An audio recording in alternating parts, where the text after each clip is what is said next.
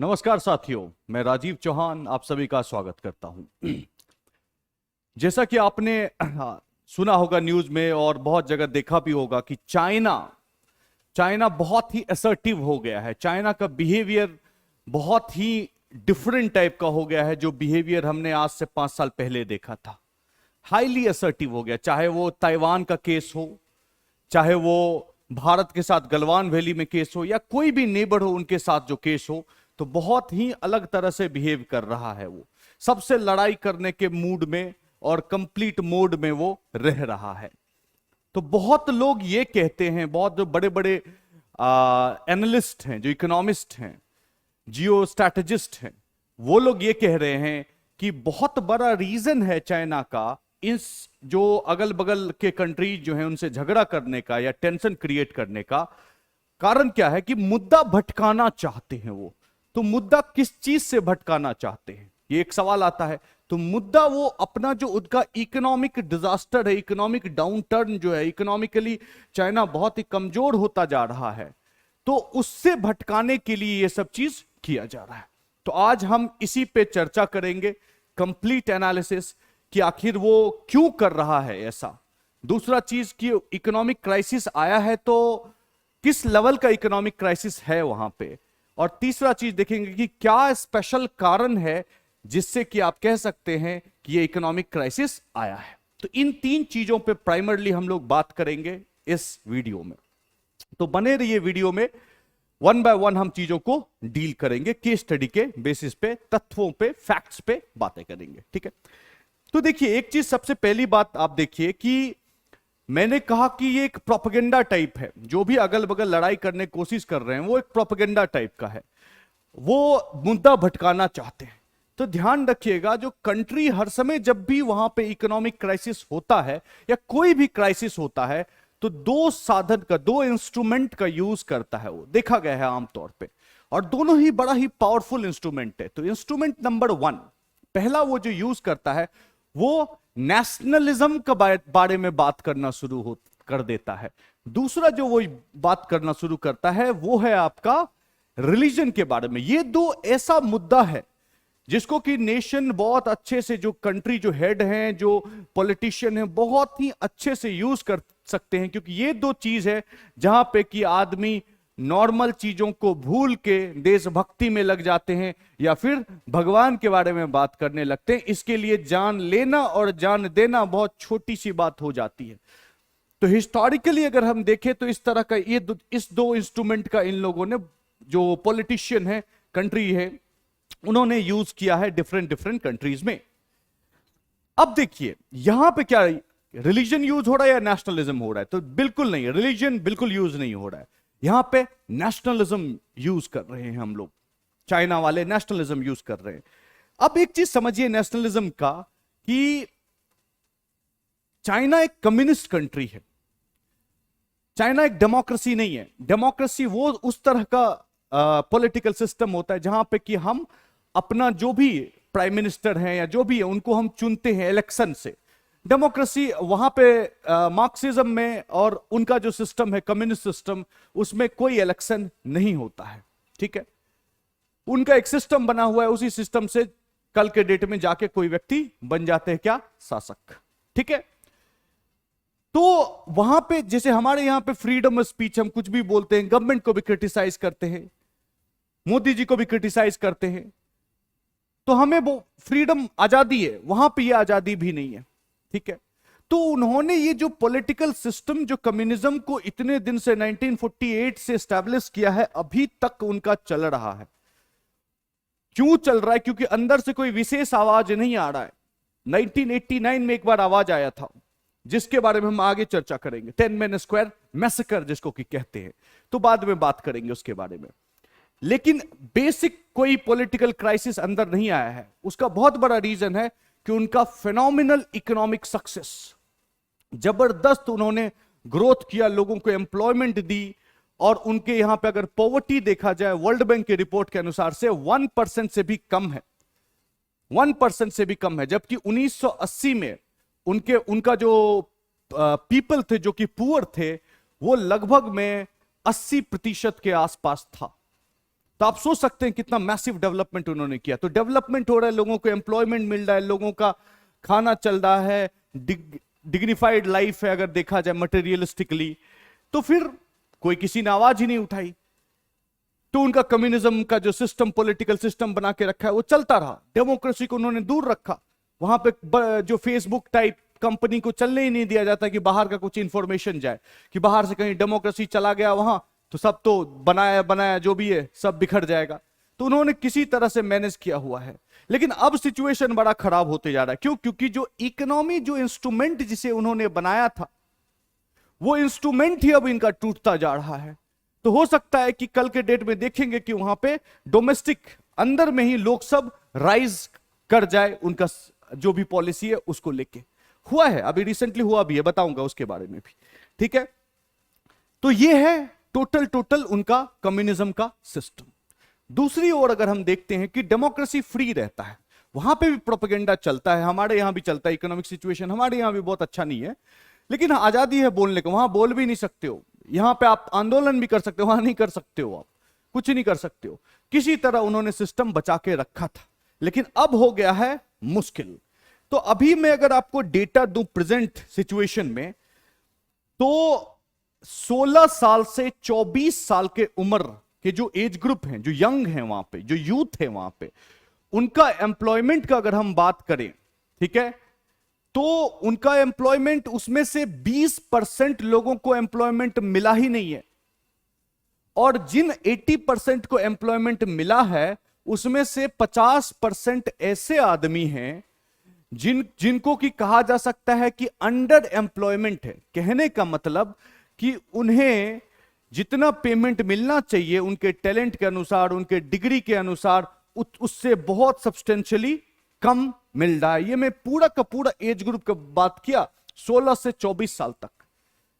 अब मैं पिछली साल का ग्रेजुएट के बारे में बताता हूं। पिछली साल चाइना में जो ग्रेजुएट हुए हैं लोग, 1.1 करोड़ लोग, ठीक है, मतलब 1 करोड़ 10 लाख लोग ग्रेजुएट हुए हैं। उनमें से मात्र 15% आदमी को ही नौकरी मिला है, 15% आदमी को ही नौकरी मिला है। और जो 15% आदमी को नौकरी मिला भी है, उसमें भी उनका जो तनख्वाह है, जो सैलरी उन्हें मिला है, 2020 में जितने लोग ग्रेजुएट किए उससे 12% कम है। तो आप सोच लो कि लेवल ऑफ अनएम्प्लॉयमेंट जो है चाइना में कितना बढ़ गया है। ये जो डेटा हमने आपको दिया, ये चाइनीज गवर्नमेंट का ही डेटा है, और चाइनीज गवर्नमेंट जानी जाती है, पूरा वर्ल्ड में ये चीज नोन है कि वो डेटा सही नहीं देता है। तो सोच लो कि और सिचुएशन कितना खराब होगा। इसमें जितना हमने बताया उसमें 20% और जोड़ लीजिए, ठीक है। वो सिचुएशन आज के डेट में चाइना का है, क्योंकि चाइना सब बात सही बिल्कुल नहीं बताता है। तो ये है इकोनॉमिक सिचुएशन चाइना का इन जनरल। अब हम कुछ चार्ट ग्राफ देखते हैं जिससे कि हमें और अधिक अंदर के बारे में पता चलेगा। तो देखिए चाइना का जो जीडीपी का जो ग्रोथ है, ठीक है, तो आप देख सकते हैं ये 1960 से लेकर 2020 तक का दिया हुआ है, ठीक है, 1960 से 2020 तक का दिया हुआ है। आप 1980 के दशक से आप देखो, 1980 से देखो, तो लगातार 7% प्लस ग्रोथ उनका रहा है। 2000 लगभग आप रख सकते हो 14 तक, 2013 14 तक, आपका 13 तक 7% से अधिक, और एवरेज करोगे तो उनका डबल डिजिट ग्रोथ रहा है continuously for so many years. 20 साल के आसपास एवरेज में डबल डिजिट ग्रोथ रहा है, मतलब 10% या उससे अधिक अगर एवरेज हम कैलकुलेट करें। इस तरह का इकोनॉमी था, कौन था? चाइना। अब उसके बाद देखो सीधा डाउन है। इसी का फर्दर ग्राफ जो है वो कैसा दिखता है देखो, 2014 तक में 77% से प्लस था, उसके बाद घटना शुरू हुआ 6.8, देखिए 6.65, और यहां पे तो -2020 में कोविड आ गया तो 2.24 हो गया। उसके बाद फिर बढ़ा थोड़ा। अब उसके बाद जो अभी जो प्रोजेक्टेड है कि इस साल कितना बढ़ेगा, 4.37। ये जो डेटा है वो आईएमएफ का प्रोजेक्शन है, इंटरनेशनल मॉनेटरी फंड का प्रोजेक्शन है, और 2027 तक का प्रोजेक्शन दिया है। ग्रोथ रेट 5.4 5.4 5.4 के आसपास। मतलब फ्यूचर में भी उनका, जहां तक कि वो इकोनॉमिक सक्सेस, जो ग्रैंड सक्सेस उन्होंने पाया था, ये सब दशक में, इस सब ईयर में वो चीज क्या होने वाला है, वाइप आउट होने वाला है। तो ग्रोथ तो तुम्हारा हो नहीं रहा है, जीडीपी तुम्हारा बढ़ नहीं रहा है, साथ साथ तुम्हारा कर्ज बढ़ता जा रहा है। आज अगर चाइना का कर्ज देखेंगे, ये भी आईएमएफ का सोर्स है, ठीक है, रीसेंट सोर्स है, अगर उनका कर्ज देखो तो 92.76% जीडीपी अगर मान लीजिए 100 रुपए है, तो 92 रुपए जो है उस पे कर्ज है। इतना ज्यादा कर्ज उन पे बढ़ गया है, किस पे, चाइना पे। तो आप ये सब चीज से, इन सब जो भी हमने आंकड़ा दिया आपको, जो भी हमने फैक्ट्स दिया आपको, इससे ये जानकारी मिला होगा कि सिचुएशन बहुत ही खराब है, नो डाउट अबाउट इट। तो सब तब अब ये इसमें घुसते हैं कि आखिर सिचुएशन क्यों खराब हुआ, क्या कारण है कि सिचुएशन खराब हुआ, ठीक है। तो देखिए, आमतौर पे कह सकते हैं आपकी 4 कारण है, जिस 4 कारणों से आपका चाइना का आज ये सिचुएशन हुआ। पहला चीज, बैंकिंग सेक्टर में बहुत जबरदस्त वहां पे प्रॉब्लम आ गया है। दूसरा चीज, रियल एस्टेट में प्रॉब्लम आ गया है। तीसरा चीज कि जो टेक्नोलॉजी बेस्ड कंपनी है, अलीबाबा, इस तरह के जो बड़े बड़े कंपनी, उन पे क्या है, हैवी क्रैकडाउन कर दिया उन्होंने। क्यों किया ये भी बताएंगे। और चौथा चीज जो यहां मैंने नहीं जोड़ा है, लेकिन जान लीजिए, कोविड। तो कोविड से तो सबको प्रभाव पड़ा, सबको दिक्कत हुआ, किसी को ज्यादा किसी को कम, किसी को ज्यादा किसी को कम, लेकिन प्रभाव सबको पड़ा। इसीलिए हमने कोविड को फैक्टर इन नहीं किया है। तो हम इन सब चीजों के बारे में चर्चा करेंगे, लेकिन सबसे पहले इसके बारे में चर्चा करते हैं। बड़ा ही फनी है, बने रहिए। देखिए, ये कौन है, वहां का प्रीमियर है, ठीक है। और ये भी तस्वीर आपने देखा होगा, जैक मा है ये, ठीक है, अलीबाबा के मालिक। अब देखिए, कम्युनिज्म सिस्टम जो है, जो फ्रीडम तुम नहीं दे रहे हो, ठीक है, तुम इंटरेक्शन बाहर से जो तुम्हारा रेस्ट्रिक्टेड है, ठीक है, प्राइवेट प्रॉपर्टी तुम ओन नहीं कर सकते हो, बहुत तरह का बातें हैं, चीजें हैं। तो उसके लियू में, एवज में हमें क्या मिलता है, हम क्यों ना डेमोक्रेसी को फिर चूज करें। तो उसके एवज वो कहता है कि हम तुम्हें इक्वलिटी देंगे, बराबर बराबर करके देंगे। किसी के पास बहुत ज्यादा नहीं होगा, किसी के पास बहुत कम नहीं होगा। ऐसा नहीं होगा कोई मुकेश अंबानी है और कोई बहुत गरीब आदमी है जो दांतेवाड़ा में रहता है, ऐसा नहीं होगा। ये इनका थियोरेटिकली एक है। तो ये देखा गया कि, याद रखिए, ये बड़ा ही एम्बिशियस व्यक्ति हैं, शी जिनपिंग नाम है इनका, ये बहुत ही एम्बिशियस व्यक्ति हैं। चाइना में एक सिस्टम बनाया गया था कि भाई कोई भी 2 टर्म से ज्यादा वहां पे प्रीमियर नहीं रह सकता है। इन्होंने उनका कॉन्स्टिट्यूशन में अमेंडमेंट करके अपने आप को एक तरह से देखा जाए तो लाइफ टाइम के लिए प्रीमियर बना दिया है। तो चाइना के जितने भी प्रीमियर हुए हैं, सबसे पावरफुल प्रीमियर में से एक प्रीमियर है। तो सबसे पावरफुल जो उनका फाउंडिंग फादर थे, ठीक है, उसके बाद डेन जियोपिंग हुए, ठीक है, माओ से तुंग, डेन जियोपिंग और देन शी जिनपिंग। बहुत बहुत बहुत एम्बिशियस, बहुत पावरफुल, बड़ा ही खतरनाक आदमी है। एकदम ग्राउंड लेवल से उठ के सबसे टॉप लेवल पे गए हैं। तो एकदम पूरा के बाद पूरा उनको कम्युनिस्ट सिस्टम के बारे में बहुत अच्छे से जानकारी है। जैसे हमारे मोदी जी एकदम ग्राउंड लेवल से उठ के सबसे टॉप पे गए, वैसे ही ये भी व्यक्ति है कि ग्राउंड लेवल से उठ के सबसे टॉप पे गया है। तो ही नोज एवरीथिंग, और अपने आप को बना लिया है एक तरह से कि जब तक जिंदा रहेंगे तब तक हम प्रीमियर रहेंगे, अमेंडमेंट करके, ठीक है। तो आप देखिए कि क्या है, चाइना में बहुत सारे कंपनीज हैं, जैसे कि ये कंपनी, वहां पे चाइना के सबसे अमीर व्यक्ति थे ये, ठीक है, बिलियन बिलियन डॉलर का, ट्रिलियन डॉलर का कंपनी है। अलीबाबा ट्रिलियन डॉलर कंपनी है, सोच सकते हैं कितना बड़ा बड़ा कंपनी है वहां पे। तो लोगों ने बोला कि यार, कम्युनिज्म में हमें ना तुम बोलने की आजादी दे रहे हो, ना कुछ कहने की आजादी दे रहे हो, ना कुछ लिखने की आजादी दे रहे हो, ना प्रोटेस्ट करने की आजादी दे रहे हो, और इकोनॉमिक जो तुमने बोला इक्वालिटी रहेगा, अब इकोनॉमिक इक्वालिटी भी नहीं दे रहे हो। ये अलीबाबा वाले तो बहुत अमीर है, हमारे पास तो कुछ नहीं है। ये तो मुकेश अंबानी वाला सिचुएशन हो गया, अदानी अंबानी बहुत अमीर, हम बहुत गरीब, ऐसा टाइप सिचुएशन हुआ। तो इसीलिए क्या, अब और इकोनॉमिक स्लो डाउन होने ही लगा, तो इनके पास कोई ऑप्शन नहीं बचा। तो इन्होंने क्या किया, हैवी क्रैकडाउन कर दिया। जैसे यहां पे ईडी या और कोई सीबीआई छापा मारती है, वहां पे भी जो उनका जो रेगुलेटर्स था, उन्होंने जबरदस्त छापा मारा और जितने भी टेक कंपनी हैं सबको कब्जे में किया।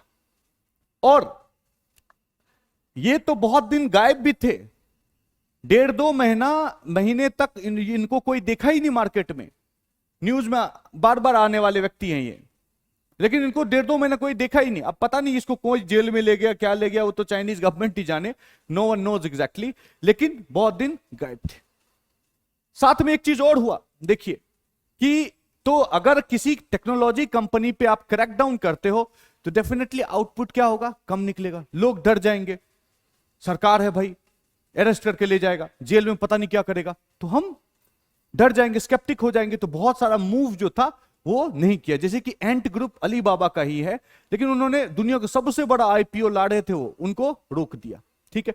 उसी के साथ साथ क्या हुआ, ये बहुत ही बेहतरीन, पहले एक शिक्षक थे, टीचर थे, बाद में एंटरप्रेन्योर बन गए और चाइना का सबसे बड़ा एडटेक कंपनी बनाया उन्होंने, ठीक है, एडटेक कंपनी बनाया।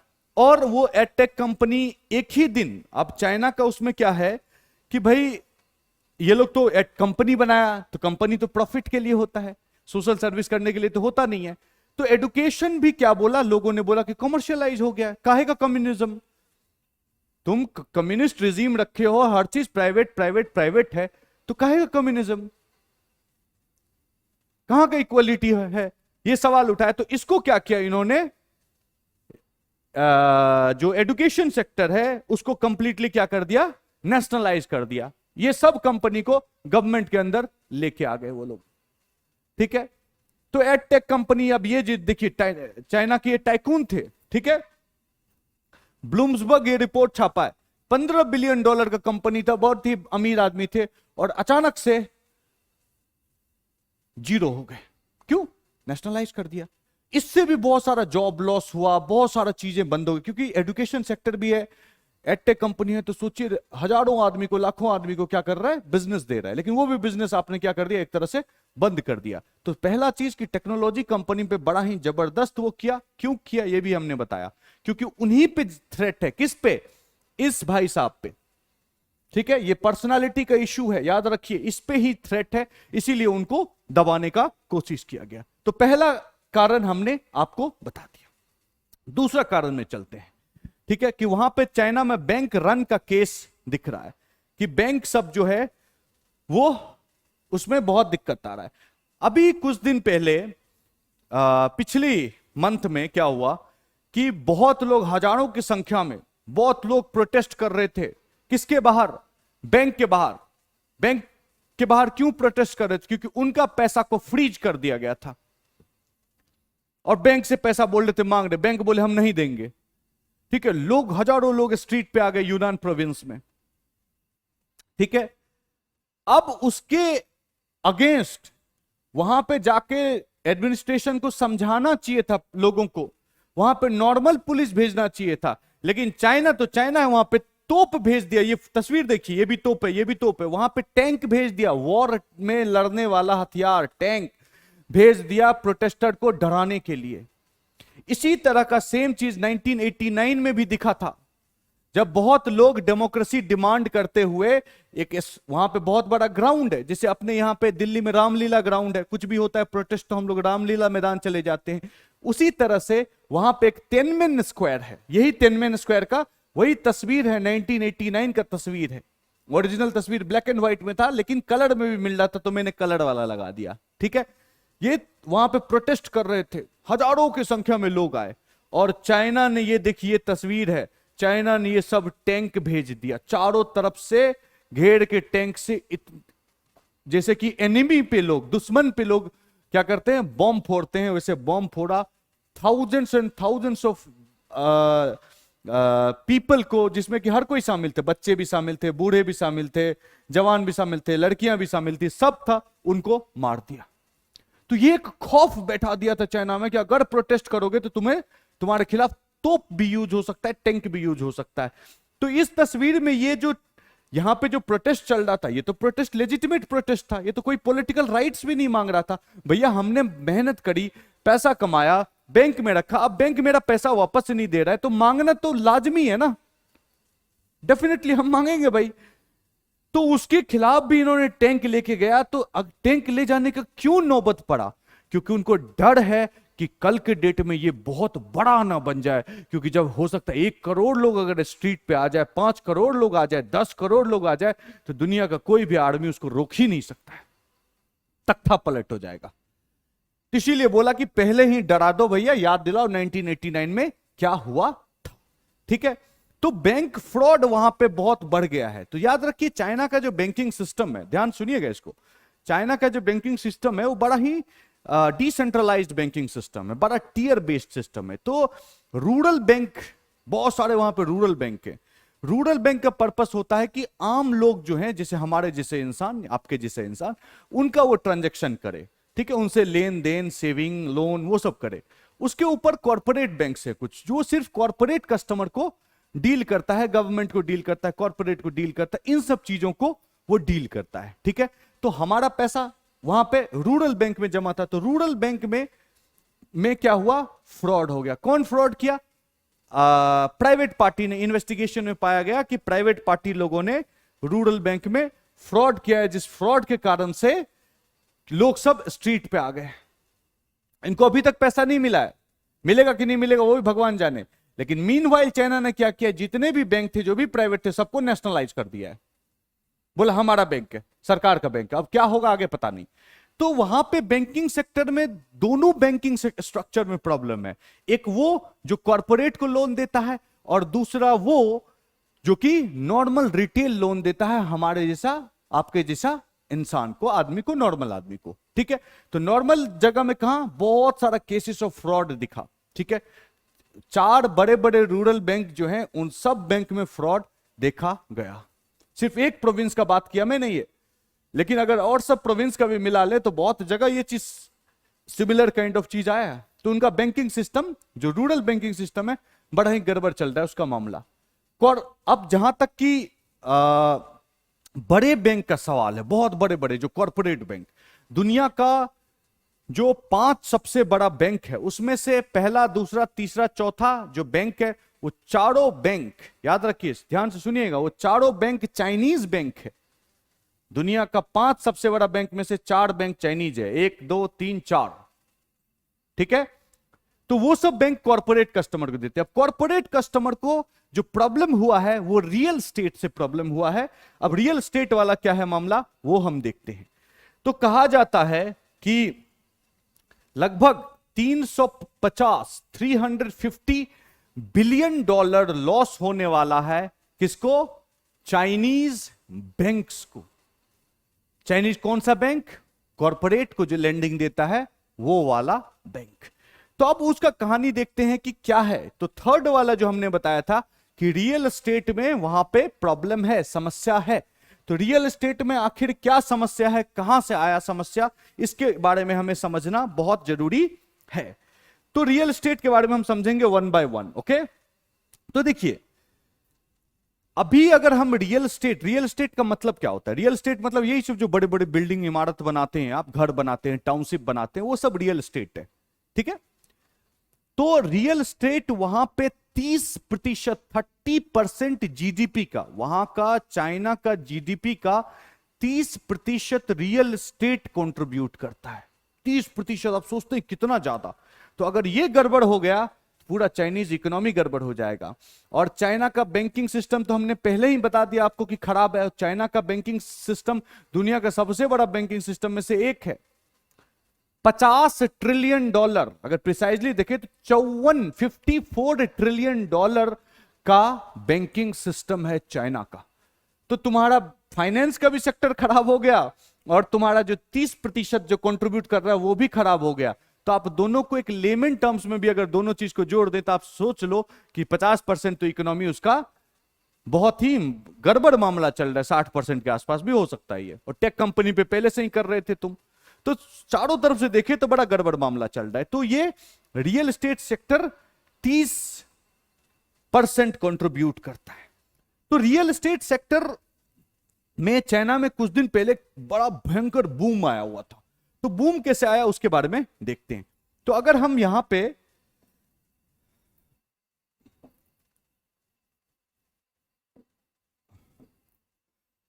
पे देखें 1995, देखिए 1995, ठीक है, इस जगह से अगर हम देखते हैं तो देखिए एकदम शार्प इंक्रीमेंट हुआ। ये किस चीज का? अर्बनाइजेशन का है।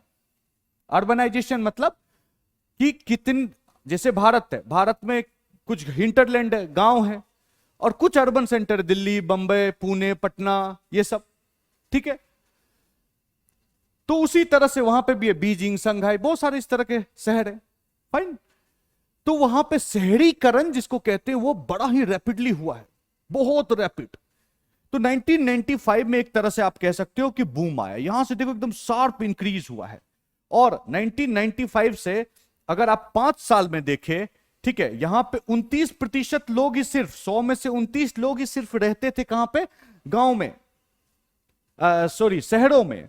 लेकिन अब जो देखो लगभग लगभग 50% के लोग सिर्फ 5 साल में ही इतना बढ़ गया। तो मतलब लोग गांव से मूव करने लगे शहरों में। शहर में मूव करोगे तो शहर में रहने के लिए जगह चाहिए ना। तो शहर में जो मकान बन रहा है, लंबे लंबे इमारत बन रहे हैं, वो क्या है? बड़े बड़े लोफ्टी लोफ्टी टावर्स बन रहे हैं, 50 मंजिला, 30 मंजिला, इस तरह का। वही रियल एस्टेट है। तो देखो जबरदस्त रियल एस्टेट डेवलप हुआ। और एकदम यहां से यहां तक अगर 2021 का बात करें तो लगभग लगभग 65% चाइना के पॉपुलेशन, जो चाइना का पॉपुलेशन है, वो कहां रहता है? शहरों में रहता है। तो इतने आदमी को इनकॉर्पोरेट करने के लिए तो कितना बड़ा, और चाइना का पॉपुलेशन भी नहीं है ना छोटा सा, 140 करोड़ पॉपुलेशन है, जिसमें कि 65% आपको जो है लोग वहां शहरों में रह रहे। तो सोचो कि इतना बड़ा आबादी, जो कि 100 करोड़ से अधिक लोग, ठीक है, आपको शहरों में रह रहे हैं, तो उसके लिए एकोमोडेशन बनाने के लिए, रहने के लिए जगह बनाने के लिए कितना जबरदस्त ये होगा। तो वहां पे क्या आ गया? आप कह सकते हो कि वहां पे रियल एस्टेट बूम आ गया। सब लोग एकदम रियल एस्टेट बूम। 1995 के बाद जबरदस्त बूम आया, अभी तक चलता रहा था।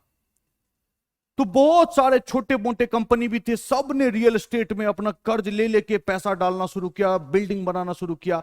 लोगों ने भी बोला कि भाई हमें भी खरीदना है। तो इसमें जो प्रॉफिट जो था, जो कंपनी को 15 से 20% बहुत इजी एंड फास्ट प्रॉफिट था। बिल्डर बन रहे हैं आप, बड़े बड़े बिल्डिंग बना रहे हैं, 15-20% प्रॉफिट भी है। 100 रुपए खर्च किया तो जिसमें 20 रुपए आपको प्रॉफिट हो गया, इतना अच्छा बिजनेस है। और एकदम रुकने का नाम नहीं ले रहा है। देख लो भैया कितना आदमी, 100 करोड़ के आसपास लोग तक से ऊपर लोग शहरों में रह रहे हैं। खूब डिमांड क्रिएट हुआ, तो बहुत लोगों ने इन्वेस्ट किया। लोगों, जो आम पब्लिक था, जो हमारी तरह अगर मान के चलिए चाइनीज लोग हुआ, जो शहर में जाना चाहता है, तो उनको भी बहुत ये हुआ। और शहर में अगर हम चले गए, मान लो जी हम भी तो कहीं गांव से आए होंगे, गांव से आके दिल्ली में रह रहे हैं, तो यहां पे रह रहे हैं, तो यहां पे भी तो कुछ तो रहता है ना, इमोशन। तो एक इमोटिव ये था कि हम घर खरीद लें, 2 BHK, 3 BHK, 1 BHK, 5 BHK, जिसको जितना पैसा है घर खरीदे। इमोशन का इशू है, सेंटिमेंटल इशू है, याद रखिए। और दूसरा चीज प्रेस्टीज भी होता है कि गांव में भी बोलोगे अरे हमने तो दिल्ली में घर खरीद लिया 3 BHK, 1 करोड़ रुपए का है, तो आपको अच्छा पैसा कमाता होगा, प्रेस्टीज। चाइना में भी यही है। चाइना के लोग भी इसको प्रेस्टीज की नजर से देखते हैं, इमोशन की नजर से देखते हैं। यहां पे भी आपका जब शादी करना है तो पूछते हैं कि बेटा तुम करते क्या हो, नौकरी करते हो कि नहीं करते हो। किसी लड़की, अच्छी लड़की से शादी करना अगर आपको, तो फिर नौकरी चाहिए, सरकारी नौकरी हो तो ज्यादा अच्छा है, डिमांड जैसे ज्यादा। तो चाइना में क्या डिमांड है कि घर है कि नहीं तुम्हारे पास। पता है कि कोई ना कोई नौकरी कर ही लेगा, लेकिन पूछता है घर है कि नहीं है। अगर घर ना हो चाइना में, शायद आपका शादी भी ना हो।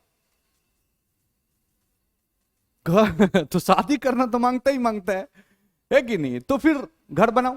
तो इमोटिव इशू था वो। और दूसरा चीज, जिनके पास एक घर था, उन्होंने पैसे डाल के दूसरे घर में भी इन्वेस्ट कर दिया। क्यों? क्योंकि बहुत सारे लोग आ रहे हैं। घर कैसा भी हो, रेंट पे लेंगे ही लेंगे, लेंगे ही लेंगे। Rent one of the highest Beijing Shanghai सब में है, वर्ल्ड में। छोटा छोटा कमरा रहता है, वो भी बहुत हजारों हजार रुपए में आपको लेना पड़ता है। लोगों ने इन्वेस्टमेंट पर्पस के लिए भी करना शुरू कर दिया। रियल एस्टेट वाले बनाते जा रहे हैं, लोग खरीदते जा रहे हैं, डिमांड बढ़ रहा है, बढ़ रहा है, बढ़ रहा है, बढ़ रहा है, बढ़ रहा है। ठीक है, डिमांड बढ़ते बढ़ते एक समय क्या आया, स्लो डाउन। और हां, एक चीज और बता दूं उससे पहले कि सरकार ने भी इसको बहुत पुश दिया रियल एस्टेट को। क्यों भाई?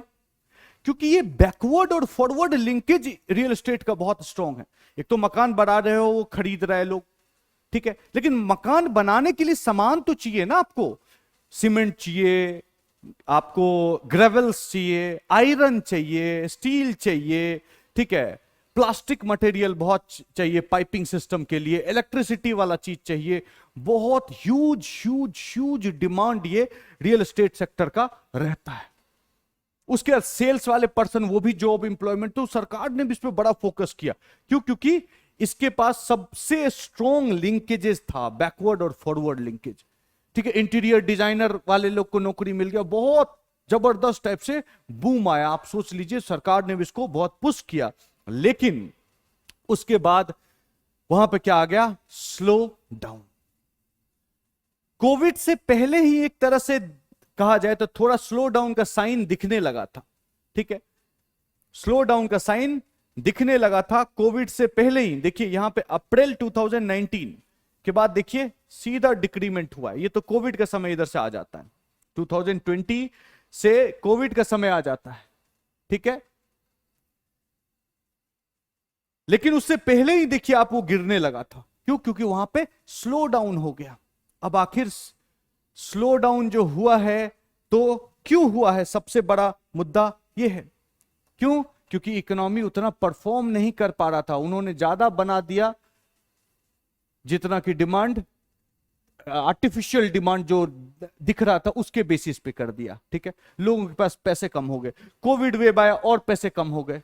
ठीक है, उसके साथ साथ जो कंपनी जो हैं रियल एस्टेट कंपनी, उनको भी इशू आया। क्या इशू आया वो मैं केस स्टडी से बताऊंगा आपको। ठीक है, और वहां पे अगर देखा जाए तो डिमांड इतना बढ़ गया एक समय में कि अफोर्डेबिलिटी जिसको बोलते हैं ना, फ्लैट को बाय करने का, क्या मेरा जो एवरेज इनकम है क्या मैं खरीद पाऊंगा वहां पे एक आम आदमी के लिए। ठीक है, आम आदमी के लिए खरीद पाएंगे कि नहीं पाएंगे, वो सबसे बड़ा इशू हो गया। तो एक कंपैरिजन दिया है कि अफोर्डेबल है कि नहीं। ठीक है, तो अगर अमेरिका जाएंगे, न्यूयॉर्क में आप जाएंगे, तो आप अगर एवरेज सैलरी अर्न करते हैं जो वहां का है, तो आपको लगेगा लगभग 10 साल, 9.9 ईयर्स लगेगा एक फ्लैट खरीदने में।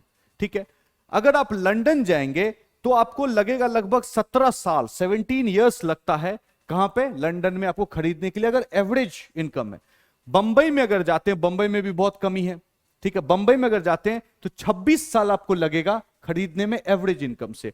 लेकिन अगर आप संघाई में चले जाते हैं, बीजिंग में चले जाते हैं, तो आपको लगेगा 56 साल, 56 ईयर्स। चाइना का जितना भी मेजर सिटीज है, किसी सिटी में भी 35 साल से कम नहीं लगता है अगर आप एवरेज इनकम अर्नर हो घर खरीदने के लिए। मतलब जीवन बीत जाएगा आपका अगर वहां घर खरीदना है। ठीक है, तो इस तरह का सिचुएशन आने लगा। और जो वहां के जो स्लो डाउन और सब चीज मिला लिया जाए अगर, तो वहां पे एक दुनिया का सबसे लार्जेस्ट घोस्ट सिटी बन गया। घोस्ट सिटी का मतलब क्या होता है कि इमारत बना हुआ है, बिल्डिंग बना हुआ है, आधा कंप्लीट है, कंप्लीट है, लेकिन उसमें रहने वाला कोई नहीं है। ये सब इमारत देख रहे हैं बड़े बड़े, सब चाइना में बना हुआ है, बीजिंग संघाई में, लेकिन सब का सब खाली है, कोई नहीं रह रहा है। घोस्ट सिटी बन गया। 9 करोड़ मकान आज के डेट में वहां खाली है। 9 करोड़ बहुत सारे कंट्री का पॉपुलेशन नहीं रहता है, वहां पे 9 करोड़ मकान खाली है। आप इमेजिन कर सकते हैं कि क्या है सिचुएशन। अब देखिए जो आखिर ये सब क्यों हुआ, कैसे हुआ, मैं आपको बताता हूं। ठीक है, तो हमने क्या बोला, ये सब कारण से $350 बिलियन का लॉस का बताया जा रहा है। तो वहां पे एक ग्रुप है जो वहां का सबसे बड़ा कंपनी में से एक है। ठीक है, एवरग्रांडे ग्रुप जो है बहुत बड़ा कंपनी है, one of the biggest company of China, जो कि वहां पे रियल एस्टेट में काम करता है। ठीक है, एवरग्रांडे खूब सारा बनाया और 15-20% हमने क्या कहा, प्रॉफिट। तो उन्होंने जो बहुत सारे पैसे कमाए, बहुत प्रॉफिट जनरेट किया, और बैंक से लोन ले लेके घर दिया, घर बनाया, बहुत $billion and hundreds of billions of dollar उसका वैल्यूएशन हो गया। और बहुत सारा पैसा उन्होंने विदेशों में भी खर्च किया, इन्वेस्ट किया, और कर्ज उसका बढ़ते बढ़ते कितना हो गया, अभी के टाइम में 2021 का टाइम देखे तो $300 बिलियन, 300 $300 बिलियन आपको उनका क्या है, कर्ज है। सिर्फ एक कंपनी का कर्ज $300 बिलियन, $300 बिलियन। और यही कंपनी है जो, ये तो लोन है बैंक का, लेकिन जो जहां से उन्होंने सीमेंट खरीदा, उन्होंने सैंड खरीदा होगा, ग्रेवल खरीदा होगा, जितने भी मतलब सप्लायर थे, उनका जो बकाया एवरग्रांडे पे है वो $100 बिलियन से अधिक का है। $100 बिलियन से अधिक का है। सोचो, $100 बिलियन, 8 लाख करोड़। तो इस तरह का बहुत सारा कंपनी है वहां पे। ये तो एक में एवरग्रांडे केस स्टडी ही बनता है, लेकिन बहुत सारे कंपनी है इस सिचुएशन में। तो बैंक को पैसा मिल नहीं रहा है, किससे? रियल एस्टेट कंपनी से। लोग कह रहे हैं कि जब तक हमको पूरा पूरा कंप्लीट करके दोगे नहीं, तब तक हम तुम्हारा घर लेंगे नहीं, जिनके पास पैसा है। और जिनके पास पैसा नहीं है, कोविड के कारण से या उससे पहले स्लो डाउन के कारण से, जिनके पास पैसा नहीं है, उन्होंने कहा कि हम भैया मकान ले ही नहीं पाएंगे। तो खरीदार कम हो गया। और जो कुछ खरीदार हैं भी, तो वो कह रहे हैं कि भाई साहब हमको पूरा पहले तुम क्या करो, बना के दो, तब तुमको हम पैसा देंगे, बीच में पैसा नहीं देंगे। क्योंकि बहुत लोगों का पैसा मारा गया, इंडिया में भी हो रहा है वो चीज, ठीक है।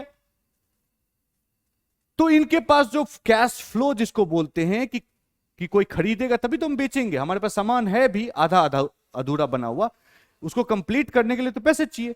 तो उनको कंप्लीट करने के लिए कैश फ्लो किसके पास? एवरग्रांडे के पास आ ही नहीं रहा है। और सरकार लोन उन्होंने $300 बिलियन लिया हुआ है। तो अब सवाल आता है कि क्या वो लोन और अधिक नहीं ले सकता है? तो चाइनीज गवर्नमेंट ने बोला कि हां ले सकता है, लेकिन उसके लिए कुछ कंडीशंस रख दिया उन्होंने। क्या रख दिया? कंडीशंस रख दिया।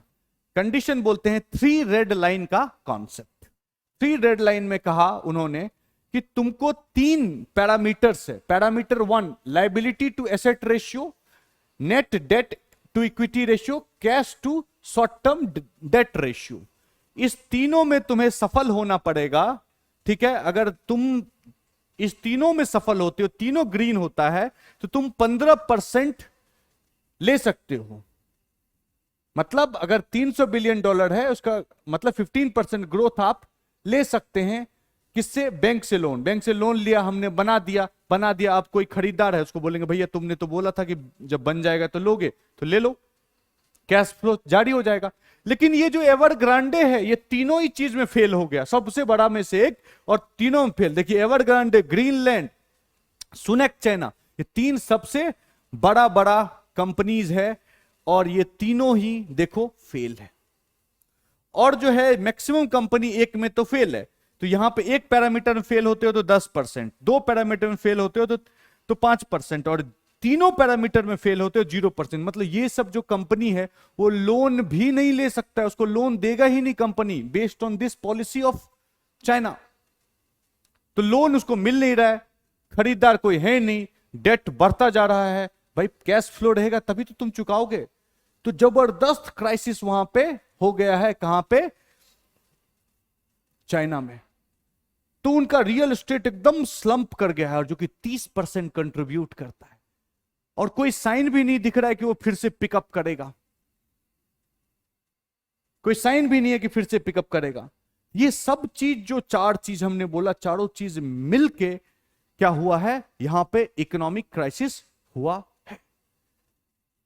और चाइना इस इकोनॉमिक क्राइसिस जो है, इससे मुद्दा भटका के नेशनलिज्म पे मुद्दा ले जाना चाहता है। इसीलिए अगल बगल वो क्या कर रहा है? लड़ाई कर रहा है, कि लोग सब समझे अच्छा अभी हम साइलेंट रहेंगे, अभी कोई रिवॉल्यूशन नहीं करेंगे, कुछ नहीं करेंगे। क्यों? क्योंकि हमारा कंट्री खतरे में है, इंडिया अटैक करने वाला है। ताइवान हमसे बोल रहा है कुछ से कुछ, अमेरिका बोल रहा है कुछ से कुछ, वियतनाम बोल रहा है कुछ से कुछ।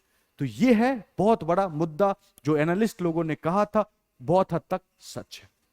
ठीक है, तो अगर वीडियो अच्छा लगा हो तो प्लीज लाइक करें, सब्सक्राइब करें, शेयर करें, कमेंट करें।